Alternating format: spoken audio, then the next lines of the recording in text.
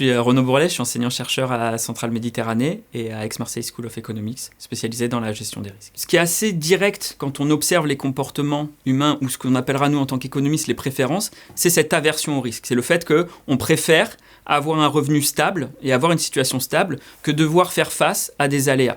Donc les individus n'aiment pas le risque et donc vont essayer de se prémunir. Ils peuvent se prémunir de manière classique, soit en se protégeant eux-mêmes, en changeant leur comportement, soit en prenant des contrats d'assurance. Quand ça n'existe pas, en fait, ils vont mettre en place d'autres mécanismes, et notamment des mécanismes qui sont liés à cette situation de « je vais aider l'autre parce que je sais qu'il souffre du fait de faire face à un risque ». Dans les exemples récents, on voit les discussions notamment autour du rôle des aidants pour la gestion du risque dépendance. Donc là, on est bien dans une situation qui n'est pas gérée par la puissance publique ou par des organismes privés, mais bien des relations interpersonnelles qui vont permettre de gérer les aléas de la vie. On le remarque aussi dès qu'il y a des catastrophes naturelles, notamment récemment des inondations, etc., où, étant donné les retards d'intervention, que ce soit de la puissance publique ou encore une fois des assureurs, l'entraide s'organise entre les habitants et leur permet de faire face donc, à ces aléas. Donc c'est en ce sens-là que je parle de gestion des risques. A priori, cette entraide, la manière dont on la pense, c'est s'occuper de l'autre quand il a un problème. D'accord ? Mais on n'en a pas toujours besoin. Certains problèmes classiques sont pris en charge par d'autres personnes, comme je parlais de la puissance publique ou des assureurs privés, auquel cas l'entraide n'est pas nécessaire. C'est pas que l'individu ne souhaite pas aider, c'est juste qu'il n'en a pas besoin. Je dis ça parce que notamment dans les pays en développement où il y a moins d'intervention publique et moins d'assurance privée, on observe de l'entraide pour quasiment tous les risques. Que ce soit des risques de récolte, des risques de santé classiques, qui sont classiques de notre point de vue, enfin qui sont en tout cas pas assurés de manière classique dans les pays en développement. Et on observe dans ce cas-là de l'entraide entre les ménages via ce qu'on appelle des transferts informels, c'est-à-dire des échanges monétaires qui ne sont pas contractualisés. Quand on dit entraide, on observe une action. Et nous, ce qu'on va essayer de comprendre, c'est d'où vient cette action, qu'est-ce qui cause cette action. On parlera de préférence sociale, c'est-à-dire je fais cette action parce que je suis intéressé par l'autre, je suis intéressé par son bien-être. Donc la littérature a développé plusieurs manières d'être intéressée par le bien-être des autres, c'est-à-dire par ce qui se passe vis-à-vis des autres. Donc les principales dont on peut discuter, c'est l'aversion à l'inégalité. Je n'aime pas que la distribution soit inégale. J'aime pas qu'il existe des riches ou des pauvres. Je préférerais une situation où tout le monde a un niveau égal. Ça, c'est l'aversion à l'inégalité. L'autre chose qu'on a développée comme type de préférence sociale, c'est l'altruisme. C'est juste, je suis intéressé par le bien-être de chacun des autres individuellement. Donc, en gros, je vais les prendre en compte dans mon évaluation de la situation en pondérant leur situation. Et la dernière chose qui fait intervenir les autres dans mon évaluation d'une situation, c'est les normes sociales. C'est-à-dire, je regarde ce que font les autres, je ne veux pas trop en dévier, et comme on ne veut pas tous dévier de cette même chose, ça devient une norme. On théorise ces différences parce que les implications ne vont pas être les mêmes. L'altruisme, c'est quelque chose que je choisis. Donc, typiquement, c'est quelque chose qui va toujours exister. La norme sociale, c'est plus quelque chose que je subis. Et donc, je vais pouvoir comparer qu'est-ce que ça me coûte de suivre cette norme sociale versus qu'est-ce que ça me coûte d'en dévier, et donc potentiellement dévier de la norme sociale.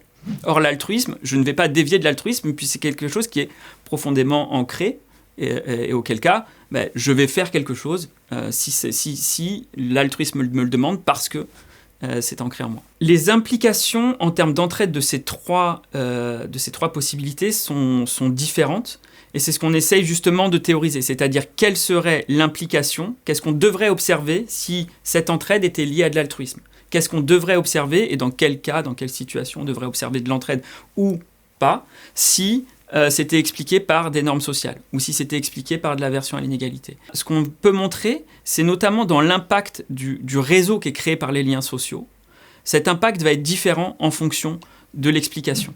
On va travailler sur donc un réseau, donc un ensemble de liens sociaux qui forment un graphe, et on va supposer que les individus qui composent ce réseau ont des préférences sociales, et dans le cas particulier de mes recherches, sont altruistes. Et on va étudier ensuite ce qui se passe, donc si ce qui explique leur transfert est de l'altruisme, qu'est-ce qu'on devrait observer.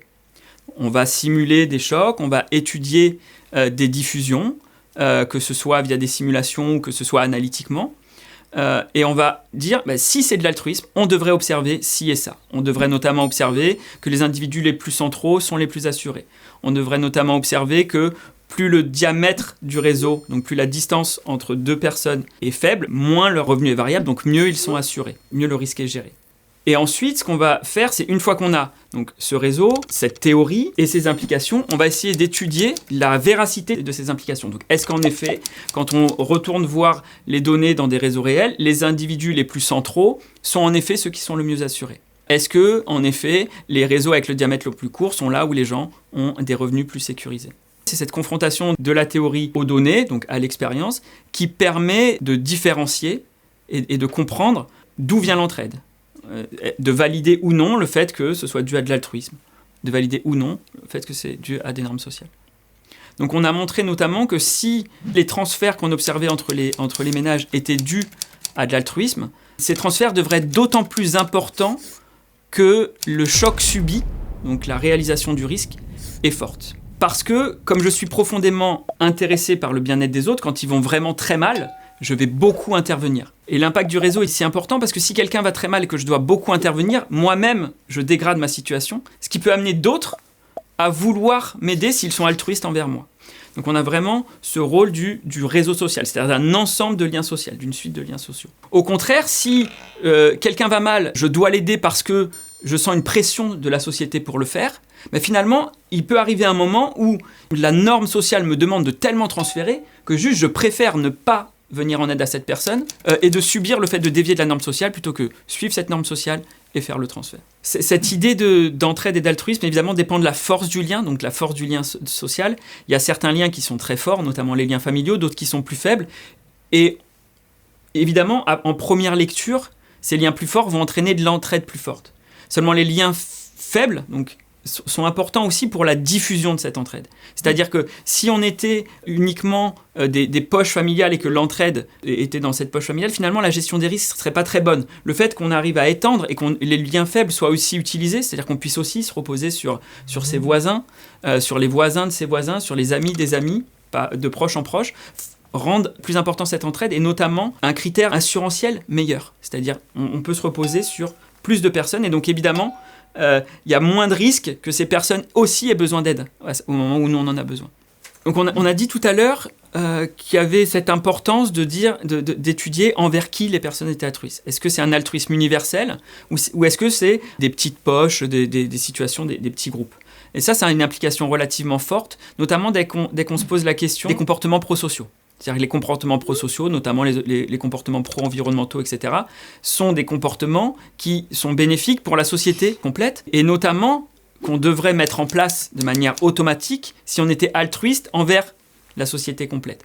Or, on voit qu'on n'observe clairement pas toujours ça, ce qui voudrait dire que l'altruisme n'est pas universel et que c'est bien des choses, des ensembles de liens bilatéraux qui vont créer un ensemble.